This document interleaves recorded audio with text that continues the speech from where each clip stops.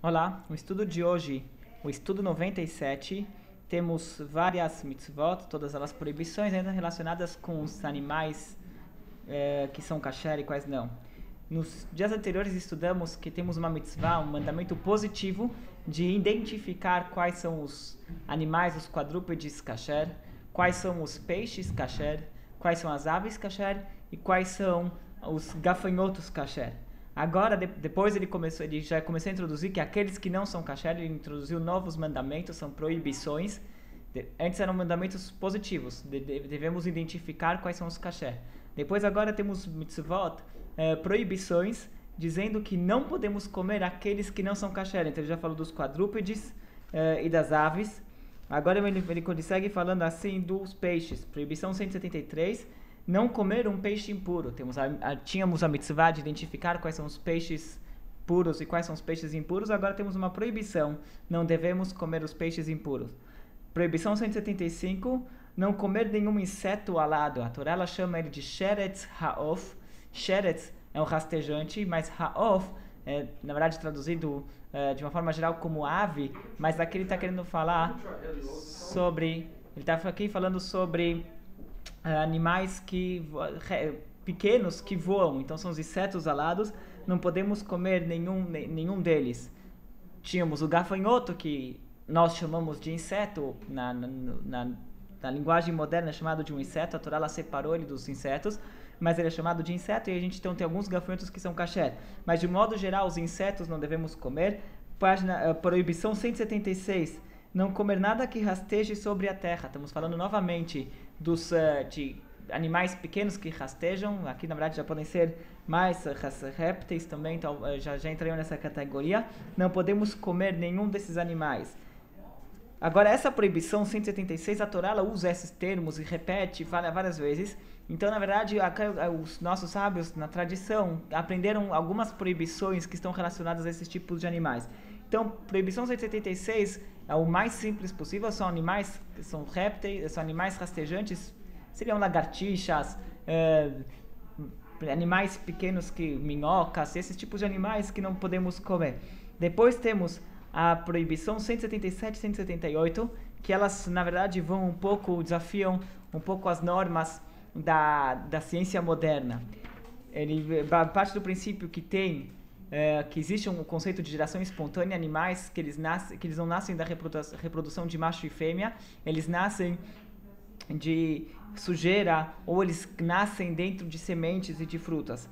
Então, é sobre esses tipos de animais, daí fica a critério de cada um para definir se ele vai, como interpretar isso daqui, mas é nesses tipos de animais que a Torá ela tá falando. Então, a proibição 177 é que não podemos comer nenhuma criatura rastejante que se reproduza em matéria deteriorada. Então, você tem lá a sujeira, dejeto de animal, e que de cima desse dejeto crescem e saem animais que eles não pertencem a nenhuma espécie, porque eles não vêm de macho e fêmea, não vêm de ovos, eles crescem dessa sujeira mesmo.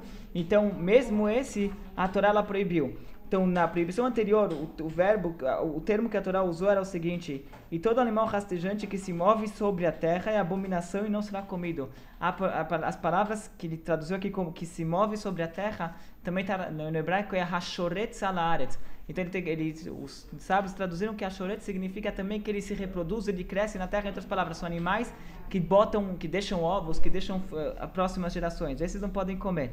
Aqui, na proibição 177, a Torá ela usou o termo haromes, que ele rasteja. Antes ele falou hashoretz, aquele que ele se move, mas ele usou um termo que pode ser também interpretado como que ele deixa descendentes. E aqui o haromes ele só se move sobre a terra e não faz mais nada. Então são animais que eles não deixam próximas gerações, são aqueles que são de geração espontânea. Essa aqui é a proibição 177. E a proibição 178 é aqueles que nascem nas frutas. Agora, o curioso desses que nascem em frutas é o seguinte: se você tem uma fruta pequena e você observou ela bem e viu que ela não tem nenhum orifício, você poderia comer ela inteira sem suspeitar que ela tem, como se chama, que talvez tenha um bicho lá dentro. Você pode comer ela inteira.